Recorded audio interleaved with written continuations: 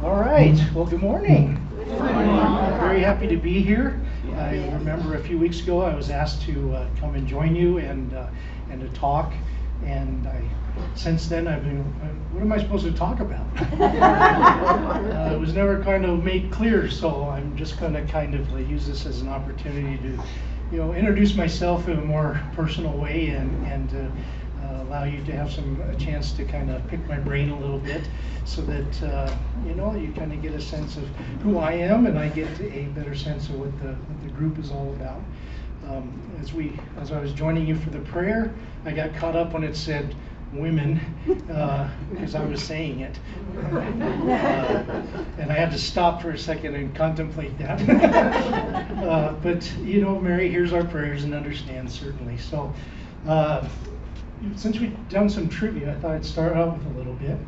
These bowls of candy you have here, those candy corns, right? Yeah. Do you know what that used to be called back in the 1800s? Breakfast. Oh, start something. Witch's teeth. Witch's teeth? Anybody else got it?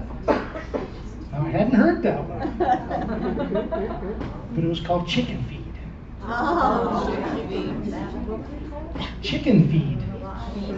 Because it's corn, right? It looks like corn. Yeah, that wasn't a joke. I wasn't expecting that. But I thought I'd introduce myself, and I guess the way to start is just to give you some personal background. There is very few, I think, actual natives of Colorado Springs, but I am one of them. I was born here in 1971 down at Memorial, Maine. It looked a little different back then, but that's where I was born and raised here through 8th grade with my parents here in town. I went to school down in the Harrison School District down south. So I made it into the Gorman Middle School, which was just happened to be the school where my dad had gone to middle school, and it was a good experience, I'd say, but growing up in the city was not something that my parents had hoped for me to experience for their own personal reasons when it came to schooling. So unfortunately, my parents did get divorced right around that time, and my mother remarried 2 years later, and my stepdad Bill and her decided to move us out to Calhoun, Colorado. So if you know where that is, it's west of here, about 40 minutes. And east, excuse me. Yes, east.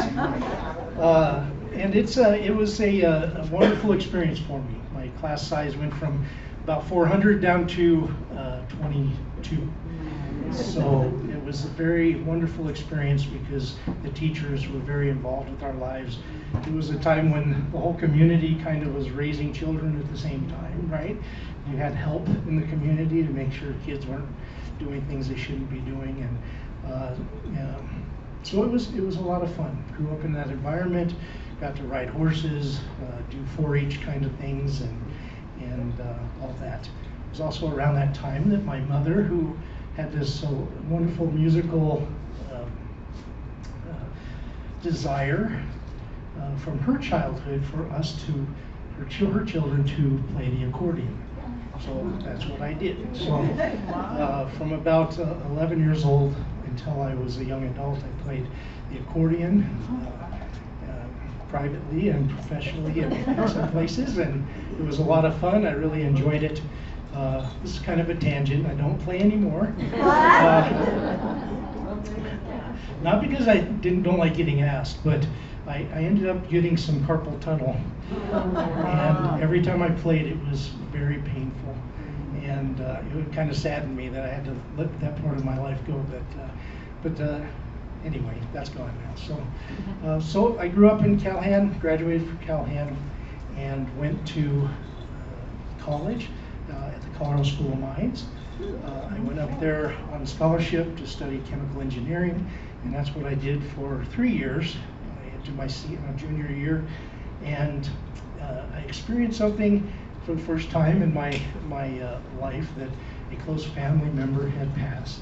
and that was my grandfather, who I was very close to. Used to take me fishing and do all those kinds of things, and spent a lot of time with him. And up until that point, didn't really have a faith life.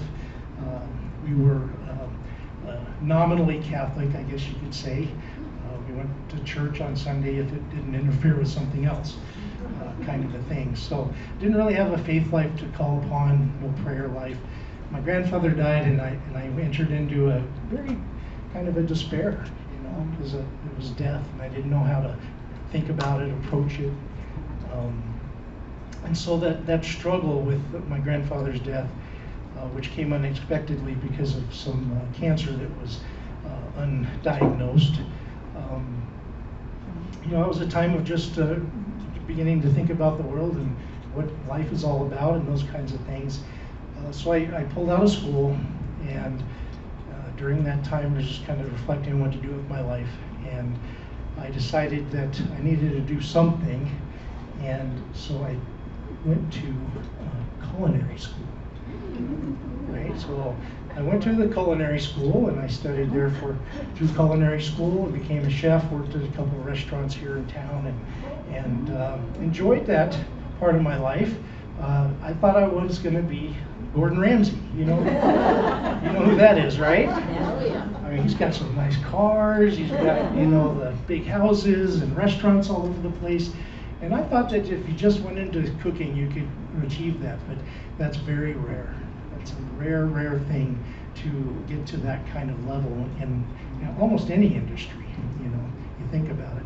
And so the 16-hour days and coming home smelling like onions and working all the holidays and all that stuff, I began to question my sanity. Why am I doing this? And that was a time when I also had met someone that I would later encounter in life. I think they were parishioners here, maybe Holy Apostles, but it was Gene Tourville. I don't know if you know that name, but he was the head chef at the Colorado Springs Country Club for many years. And I got to know him and work with him. And interesting story, after I was ordained, I got assigned to Holy Apostles, so he was at Holy Apostles. And as I'm shaking hands on the way out, here comes Gene Tourville. And he's looking at me and he goes, "I think I know you." And I was like, "Well, I know you." And it turned out, my past head chef was now was a parishioner. And so the world has all these turns and things in it. So I continued in culinary school, worked for a while in that. Again, saying, what am I doing? This doesn't seem to be going anywhere. So I joined the United States Army.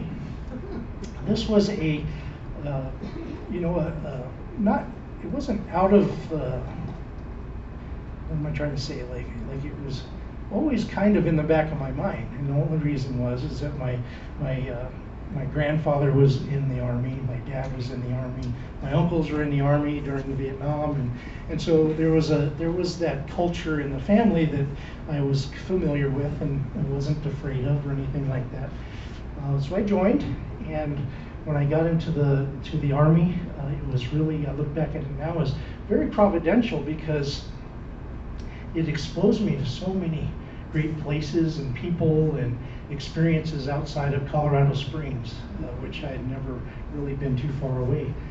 And so one of those experiences that I had was at one point being assigned to,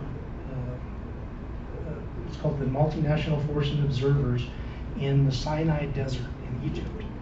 So this is a little camp that had, I think, about 20 nations represented there. And it wasn't a fighting force, it was a peacekeeping force that was just between Israel and Egypt, because you remember they had a big war and all that stuff. So this was set up there as just a presence for that. And that's kind of this point in my life when I think that God really stepped in a way, simply because I was somewhere I never would have imagined being ever. probably would have never even known existed.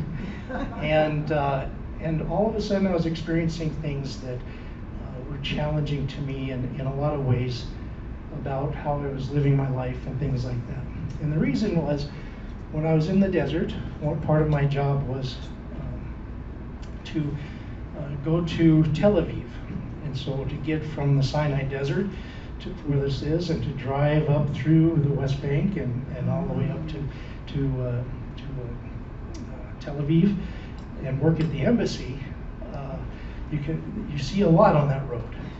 And that right now, with all that stuff in the news about there being peace and things, still in my mind are all of the images of checkpoints, and having checkpoint after checkpoint going through, and having to be slowed down, and all these kinds of things. So going up and down there, I saw a lot of things, and one thing that I kind of hone in on is essential turning point or experience was driving in my van, going up to Tel Aviv, and I'm armed. I've got a locked safe in the back that has confidential material in it that I'm transporting to the embassy. And when you're driving like that, you're not allowed to stop, right? Except at the official places. So I can't just pull over the side of the road and decide I'm going to do something, or you have to keep going. And I was driving through the desert, and we were going through some bombed out ruins from the previous war, and I realized that there were people living in these ruins, and we would call them Bedouins. So the women are all dressed in the black with the covers and all that kind of stuff, and I didn't see many men. I don't know where they were at or what they were doing, but lots of children running around, mostly naked with maybe pants on or shorts or something like that. No shoes or anything like that. And as I was driving through the town, keeping my pace, I noticed that they were there. And I thought in my mind, this is maybe where the Holy Spirit was stepping in, why don't I take this box lunch that they gave me when I left the base, right? And there was an orange in there and a couple other things. I said, why don't I just give it to them, right? So can't stop, I roll down the window a little bit, and I'm driving by, and I toss an orange out the window. They probably never seen an orange, I don't know, But here I am, look at me. I just gave an orange to 30 starving kids. Well, as I kept driving, I look in the mirrors, and I see the kids fighting. They were fighting for this orange, and I don't see how it wasn't destroyed in the process. I mean, that's how vicious it was. And all of a sudden, my whole demeanor changed. Right? I went from being, oh, look at me, I'm generous, giving away a free orange that I got, but now these people's hunger had changed that moment into something else. And immediately the Holy Spirit just came to me and caused my heart to ache, But I recognize now a good ache, the kind of ache that makes you rethink how you're living, right? And so when that comes into you, or at least when it came into me, I started crying. I just started crying. My grandma used to say that as an Irish person, we're born with pools of water behind our eyes. I don't know if that's true, but they come pretty easily when an emotion stirs up. And so I cried, and I drove probably another 10 kilometers or so, and I was just so overwhelmed by my own selfishness, living life, grasping everything that I could to myself. I was thinking, I already had plans to order my new Mustang when I got home. I was, thinking about all these things and how I had been so selfish, and realizing then that I had been given so much and had kept hold of it so long that it had damaged my soul. So that experience was something that was profound. And I still think about it today. It comes back to mind, and those same kind of emotions will emerge sometimes thinking about that. And it didn't feel good. It was not a good feeling, but I'm so thankful for it. I'm so thankful for it. And I attribute it to the Holy Spirit. Because that point on, it began to, not right away, it wasn't like St. Paul, falling down and getting back up, and now he's 100% Jesus, This was a gradual process. And it was gradual because I had thought about the world in such a way for so long, I didn't know how to live in it any other way. It was all consumerism. It was all selfishness. It was all get ahead at all costs. Step on who you have to on the way up, kind of thing. So that experience changed me. And after I got out of the military, I got back home here to Colorado, still with that experience in my heart, and I decided that I would finally try to get into a career where I could find some longevity and things like that. And my dad at the time, my stepdad, he was a custom home builder, and he just needed help. He was going to be transitioning to a contract job out at Schriever, doing his computer science stuff. The home building was kind of a break in the normal, just for him to have something to do.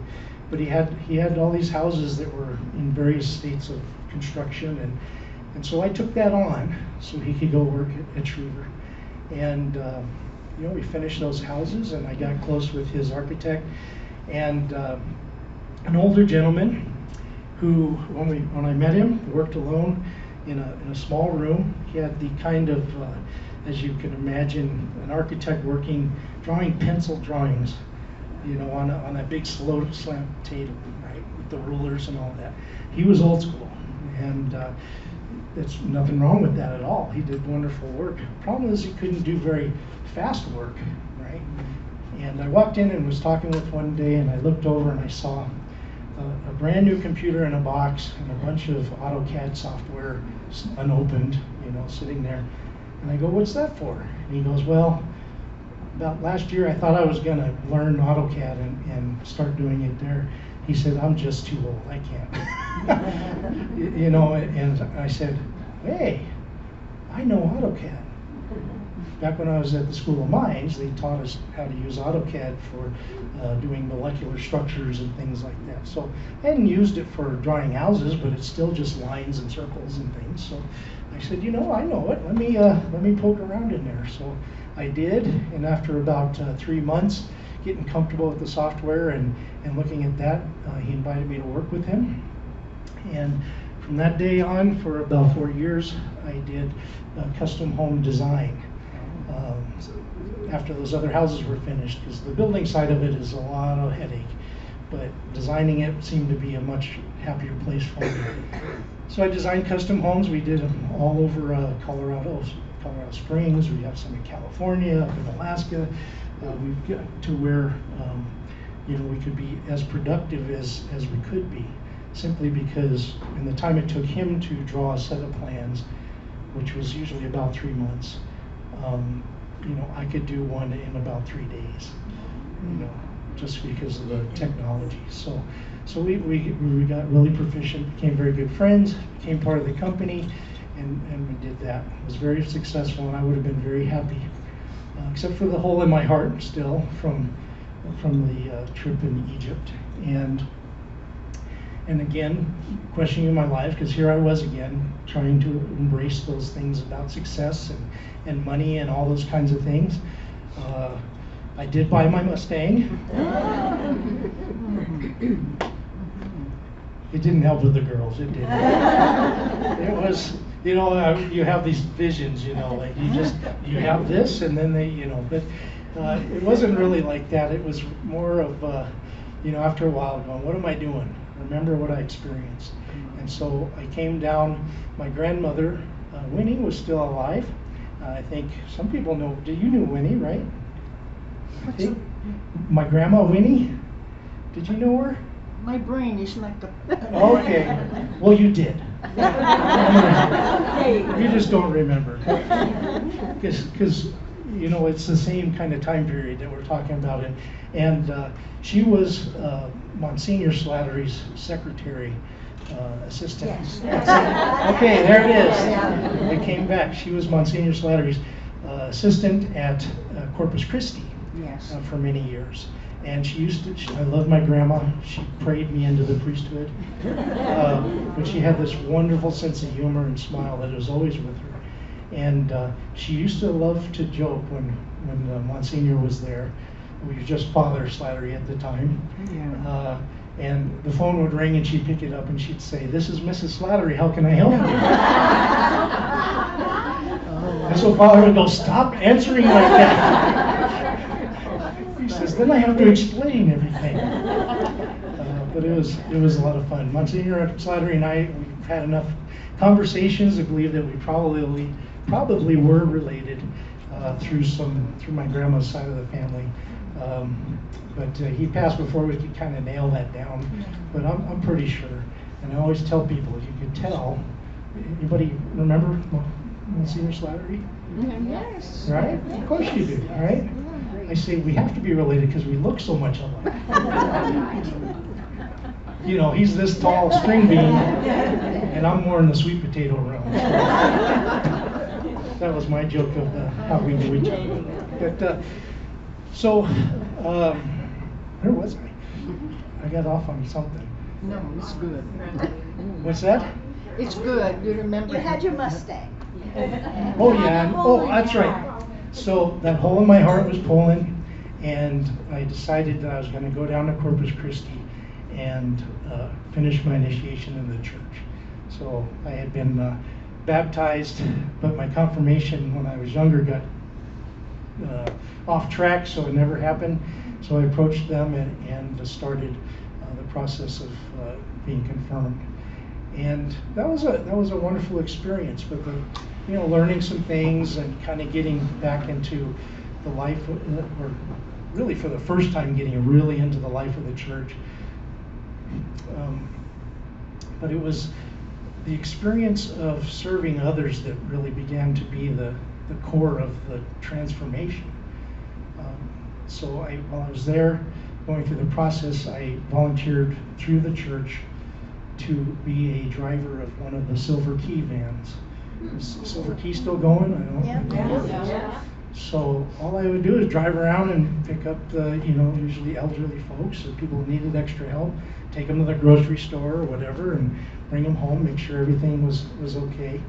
And that was so profound to me because I was happy. I was so happy to drop them off and to see in their face the thankfulness for doing that. Such a simple thing.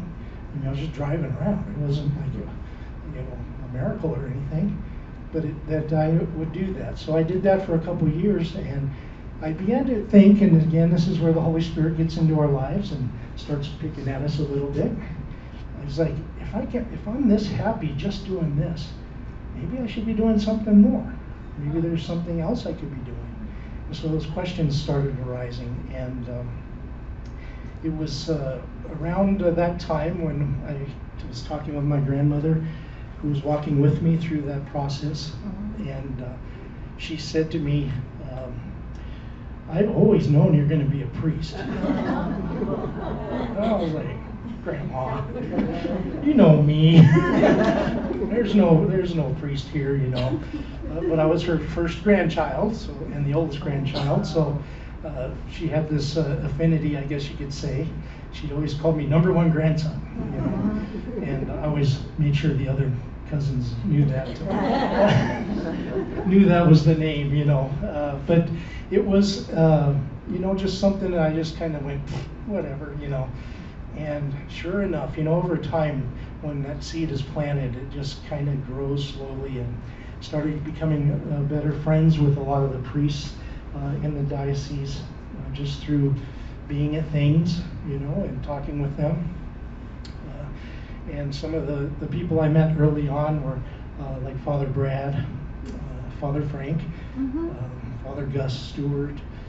There And I learned later they're kind of a little clique because they have some common history that they have in the oblates. But you know, they would invite me to things, and I'd go, and pretty soon I was like, you know, maybe this is it. And that's the first time I heard the word discernment.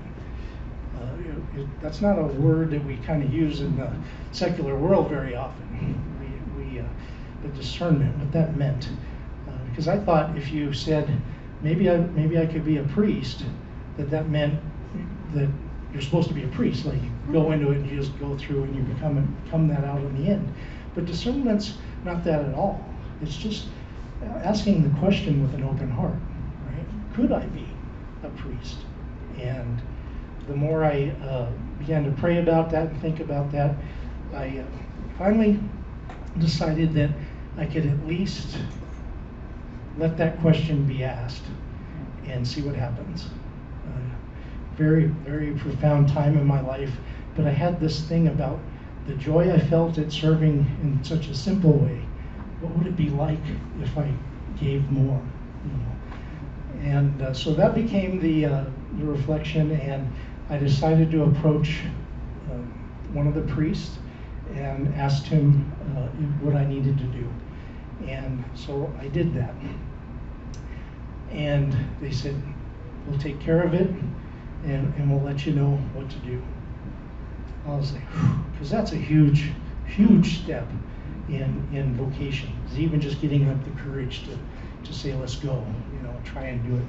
So that moment, I was so happy, I was so excited to hear from somebody, and nobody called me back. Nobody called me back for a year, over a year, right?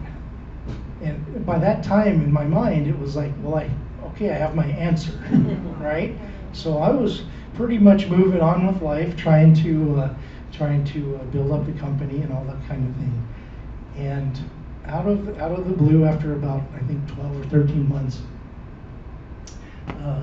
Bishop Hannafin calls me. Now Bishop Hannafin has known me since I was this big, because whenever I was around Grandma, she knew the bishop, and you know, all the things we were at, he was at, kind of a thing. And so he called me, and I knew right away it was him. And he says, I heard you want to be a seminarian. And I said, Bishop, that's like a year ago. I said, I haven't heard from anybody. He said, I'm so sorry.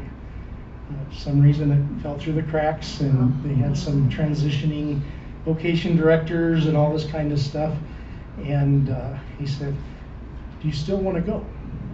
And I thought, you know, on the phone with the bishop, and something I haven't thought about in a year. Now I have, since that time I bought a house, you know, and these kinds of things, and a car, and so all these things were in my world now. And I was sitting there on the phone just pondering that question for a few moments. And this time it was like August, the first or second week in August. And I said, not knowing this in my mind, I said, yeah, I think I could still like to do that. And he goes, can you be ready by September? So what was usually a long period of time of, you know, spiritual direction, doing a lot of the psychological exams that they have us do, all that kind of stuff. It was all crammed into like 3 weeks. And I was in the bishop's office with Monsignor Jager, and I forget who else was there, someone else, and we were filling out paperwork. It was like a factory, so filling out paperwork so we could get it to the school, I could get accepted, you know, and all that kind of stuff. So I pulled the trigger, and I loaded up what I thought I needed into my truck and drove up to the seminary in St. Paul. And when I got to the parking lot, I couldn't get out of the car. I was like locked. I don't know if you ever experienced like a moment when you just can't move. Like your brain's going, I want to move, but I can't. And I think it was just fear, you know, there, because I knew if I walked into that building, that my life was going to be different. And I was unsure of myself. In a way, I was kind of a new Catholic in a sense. It had only been a handful of years that I started living my faith and got confirmed in things. And I'm thinking, why am I up here? What is this about? And I truly believe the Spirit gave me the courage to walk in the building. And immediately I was confronted with some of the most beautiful people, kind, welcoming, generous people that I've ever known. And just walked into that community, humbled by it, and in a sense the rest is history in a sense. Wonderful experience in seminary. I always tell people if you wanted to experience as close as you could on earth the kind of community that our faith invites us to, it would be maybe in seminaries. Because everybody there just loves God and they want to serve Him. And that overflows into how we treat one another. And I never felt alone with anything. People were always praying for one another. There was always questions of how they could help, things like that. And I never experienced that before. I grew up in a family with my mom's German heritage, where your problems are your problems, and you don't let anybody else know about them. Right? And they took it seriously. My grandmother, her mother, was in a car wreck and almost died, and nobody called me. Nobody called me to even tell me that she had been in the hospital. And, but it didn't surprise me, because we don't want to worry you, those kinds of things. But there at the seminary, I learned to be vulnerable and to let others see your weakness. And when they can see that, it connects with their own weaknesses. And we can take down those barriers that keep us from loving one another. Those barriers of pride and other things that we put in the way. So that transition at seminary was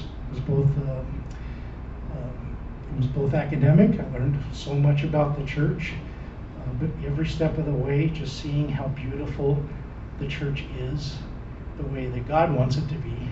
Right? We're trying to make it that way, but with our human weaknesses, it's always going to fall short. But to see the beauty of what it could be, and to still strive for that, is always something that is nourishing and hopeful for me in my life. And so that's why I come back and begin to serve people in parishes. Started at Holy Apostles. About a year, 12 months later, I was moved out to Cheyenne Wells and served Kit Carson and Cheyenne Wells, both of those small parishes out there. I loved it because it felt like Callahan. It was slow paced. I had what I called my porch ministry. So on nice days, I'd just go sit on the front porch with some coffee, and as people were walking by or whatever, they'd come and sit, and we'd do confessions or just talk about life or whatever. But that was a lot of good time out there. And then I was supposed to be out there 6 years. I even had a paper signed by the bishop. Bishop Sheridan said, "You're going to be there for 6 years." I had the paper. And why this is important is because the folks in Cheyenne Wells had 7 different priests in like 5 years. Wow. And it was just like a merry-go-round. And so, as you can imagine, things were kind of falling apart and no direction and things like that. And so when I went out there, that's what I said, "Here's my letter. You guys don't have to worry. I'm going to be here 6 years." And we started to build up community and all those kinds of things. And then 2 years later, Bishop Sheridan calls me on the phone and says, "I need you to do me a favor." Okay. "I need you to go to St. Gabriel." Now, in my mind, I'm thinking, well, they got a pastor. They've got an associate. I don't need to go there. And if you don't recall, it was about that time that the pastor at the time, Father Manning, had some accusations made against him. Mm-hmm. And so, in the end, all of that turned out to be a lot of blackmail and stuff. He did make some poor decisions. He did, but it wasn't what he was accused of in the end. Of course, that doesn't make it in the newspapers. Only the front end of those things. So, but that was the environment I was going into. Nobody knew the outcome. He had just been pulled out, and Bishop said, "Go in there." Now I've been a pastor, or I've been a priest then for 3 years. And in my mind I'm going, there's got to be somebody that can do this that's got some more years behind them. But there was, for whatever reason, you trust the Holy Spirit, and I said, okay, Bishop, I'll go. But it was one of the hardest things I've ever done, because you're going into a place that is completely wounded and has no idea what's true, what's not. Anger. I think we had, I don't know, Mark, if you can help me, was it like a third of the parishioners transferred to other parishes? It was bad, and probably for at least a year or 2 years, you could hardly go to something and hear Father's name without people breaking down crying, and there's just so much woundedness, and so that's what I was entering into, and I walked with them, and my approach in the beginning was that whatever happened with that doesn't define us, right? That doesn't define us.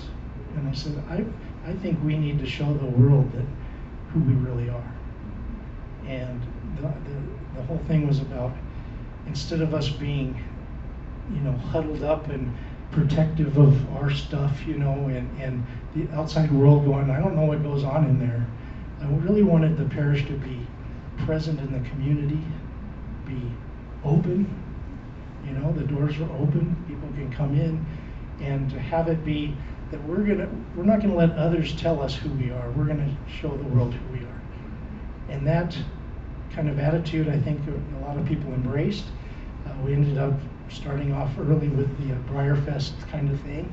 If you've ever gone to that, that was primarily the reason that started, was to get us focused on something else and a different way of living out our faith. And so that grew, and I'm very proud of that. But that experience, it hurt, and it challenged me in a lot of ways. I mean, I was even thinking of leaving the diocese. Yeah, because in my mind, I'm like, well, if I just go back to Minnesota, where all my friends are, my classmates, I'll have somebody to lean on. And whereas I didn't have that kind of relationship with many of the priests here yet. In a sense of an abandonment, when the bishop, God rest his soul, I love the man, but he put me in that position, and I never heard from him again. It was a long time before I heard from him, and I was looking for some help, some support. I was navigating new grounds for me, and so all of these things affect your faith, right? And the devil had me to a point that said, you know what, this isn't turning out like it's supposed to, so maybe I'll go back to building houses or whatever. And so it was that close. But luckily, the Spirit did come to my rescue, in a sense. Mary certainly did. And I said, Lord, if this is what you want me to do, or you need me to do, just help me, show me your help, And he did. And it was through the people of the community that stepped up so freely to help and to do what was necessary to heal. So that changed me, certainly made me, gave me some experience at being a pastor. Just got through that, and then we had the COVID, right? Everybody experienced that. We all did in different ways, but every community was hurt by that, and we did everything we could to try to maintain normalcy through that. Up there, we did the car mass I don't know if anybody had a chance to go, but we had a big field, so hey, let's bring the cars in, and we'd have several hundred cars come from Mass out in the field, and we adjusted. But you know, those kind of things help people grow together when you experience hardship with one another. And then we built our parish hall, right? And I was like, okay, I'm ready to tap out. Because that was 12 years, and usually they're 6-year terms, and 6 years back to back. And so I was ready to just live in the new rectory, kind of ride the wave till the end of the next year and get a new assignment. And then the school came, and that's a whole other thing.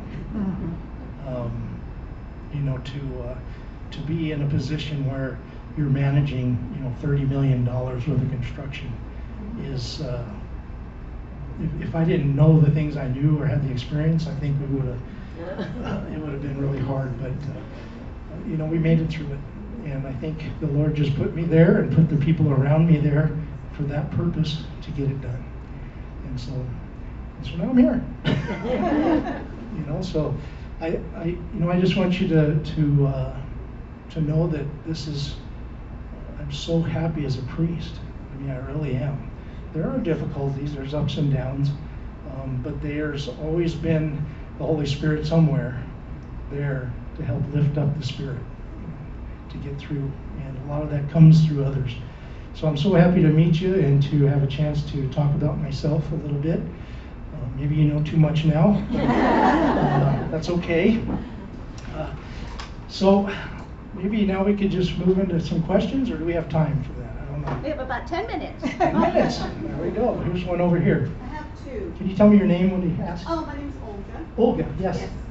The first question is, we've all gone through stressful situations. It sounds like you've gone through a lot of milestones. So how do you, Father, handle stress other than praying? And the second question, just lighter, is what is your favorite dish to cook? Oh. Let us ask the most important, answer the most important one first. What do I like to eat? Yeah. Yeah, I have such a hard time with that question when people ask, because I like a lot of good things. I don't kind of focus in on something. I really like styles of cuisine. I could tell you that. So Italian food, love that. Mexican food, really love that.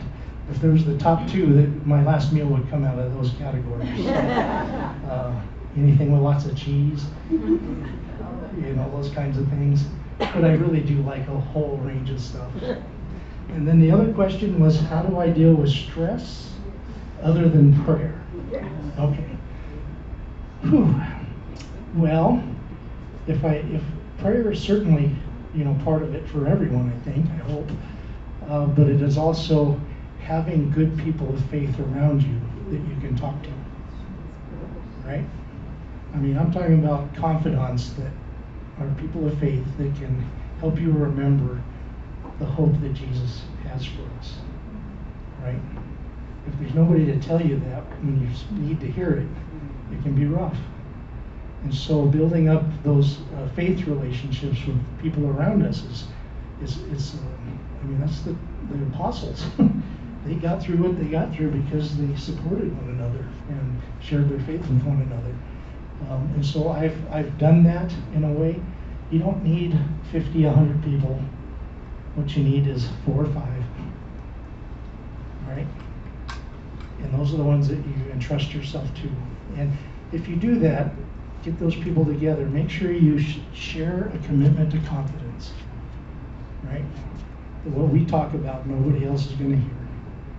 That confidence is so important. Else the devil will take all that stuff and just stir it into a cloudy soup, and we all pay the price for that. But have confidence and trust enough to share the things that you're struggling with. Does that help? Yes, it does. Thank you. All right, anybody else? She got her hand up first, Angel. Monica. Monica. There's two Monicas here, but Yes? I'm married to a Norwegian and married to a German. Oh, okay. So Monica number 2? I am Monica Schultz. Yes. So I was just thinking of Father Manning, is that the name? Yes, of Manning. Your predecessor, and we'd love to pray for him, so how did? Well, he things passed. turn out for him? He passed in St. Louis, I think, like 5 years ago. Yeah. Maybe 6 years ago. He was in a nursing home there, and he passed. He was older when he got ordained. Like I want to say 60s, 65 when he got ordained. So he was already. able to continue to. After they pulled him out of service, he didn't go back in again because it took several years for all the court stuff to play out and all that kind of stuff. So, but you can still pray for him. Right, absolutely. Yeah. Oh, let me get Angie since you got up there. You should go back to your culinary skills. Oh. And I will be one of your gopher in the kitchen, Oh. and we will win 3-star Michelin 3-star. Oh. Yeah, you can still do that. We know of a priest who, Yeah, but who cook. I don't know if he got a Michelin star, but that would be. Yeah. There you go. Yeah. Well, Oh, she was a sous chef. Yeah, there we go. So, Yeah. Well, there might be some competitions or something. I need to have something. I'm One working more. your Let me get over kitchen. here. With a very precise question, in your extremely busy schedule, what kind of music would you like to listen to? Oh, so if you didn't hear, she said, what do I like to listen to music-wise? Yeah. So I'm again, like the food all across the board. Every morning I get up and I talk to my clock and say, play something. And I usually try to have a different genre every day. So this past week I've listened to, like the Rat Pack, right? Listen to the Rat Pack. This morning I was listening to doo-wop music, right? I'll throw in some country or I try to kind of sprinkle it all out so it's different every day. But I like to listen to the way that different eras express their experiences of life, Like if you listen to the music pre-war and right after war, it's pretty intense, But then there's this happier music that comes, happier stories about love and, experiencing life in a different way. And you can almost, if you listen to enough of it, you can get that history as it plays out in music and see what people are focusing on and how the culture is experiencing what's going on. So I try to kind of go all over the place. I like classical. I'll listen to jazz in the afternoons or evenings. So yeah, it's all over the place. It really is. I don't do much rap, mostly because I can't hear as fast as they're talking. You know what I mean? I think there's been some good stuff in the past, but most of that I stay away from. If it's violent or dirty or something, I don't want nothing to do with it. Here. Do you have any siblings? I do. I have 2 younger sisters that are from my mom and dad's marriage. Bobby Joe is 3 years younger, and Jody is 9 years younger. And so we have very good relationships, and they all live in Callahan right now. Oh, and how did they accept you becoming a priest? What's that? How did they all, your family, your siblings? Oh, what did they think about me being a priest? My sisters, they didn't care. They were kind of in their own world, doing their own things. Again, not really living. They weren't going to church or anything, so it probably was maybe confusing to them. My mom, she wouldn't talk to me for a year. Oh, wow. Yeah, not what you'd expect, right? Yeah. Yeah, it was not what I expected either. But again, she converted. She was a Methodist. She converted when she married my dad. And but again, because it was nominal, you know, it really had no impact on their lives. You know, she was looking at it as my dad's mom, my grandma, who prayed me here, right? I think there was a bit of jealousy about the influence, and that I was just doing what grandma wanted. Do you see what I'm saying? Yeah. So it was hard for her. It probably took about 5 years, and she began to see that I was happy. That she kind of started letting go of that. And is your grandma still alive? no, she passed. What was it? 2 years after I was ordained. So, Grandma got my first blessing as a priest. And that was my gift to her. So, okay, we have one over here. My name is Marcela, and my question is, do you have any plans to resume the Stephen ministry program? Okay, if you can't hear, she's asking if we have plans to restart the Stevens ministry. Yes. Does everybody hear that? So everybody knows what that is? Yes. Okay. Yes. Yes. Yeah, A lot we of are- people don't know what it is. You want to tell us? Oh. It's always easier to ask the questions, right? So Stephen's minister will be someone who is trained. They go through a process. And I was never a Stephen's minister, but I was a befriender. It's a kind of a parallel kind of organization. But it's very similar. You go through some training that helps you learn to be good listeners, you know, and to recognize in people's lives where they are. You know, especially if they're dealing with loss or tragedy or things like that, and to kind of help them just have a place to open up about those things. They're not counselors. They're not telling, you know, they're not giving them instructions or anything like that. Most of the time, this is what I hear you saying. It's a mirroring back to the person, because that can help them process what they're saying. And it's a wonderful Yes. program. And I have had discussions with the group, and we are going to be moving forward with understanding how that's going to spin up again. But there's people going to training soon. Oh, Yes. Angie's going. I went through that a long. We used to have a vibrant Stephen minister, and I'm glad that you are resurrecting that. Well, I'm This not. one, and It's then really I the have people. other people in here. We all went through long weeks of Yeah. training, and then we were assigned different Sure. people. Sure.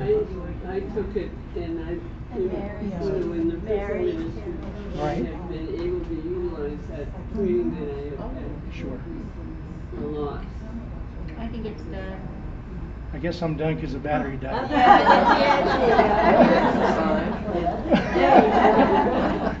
Thank you very much.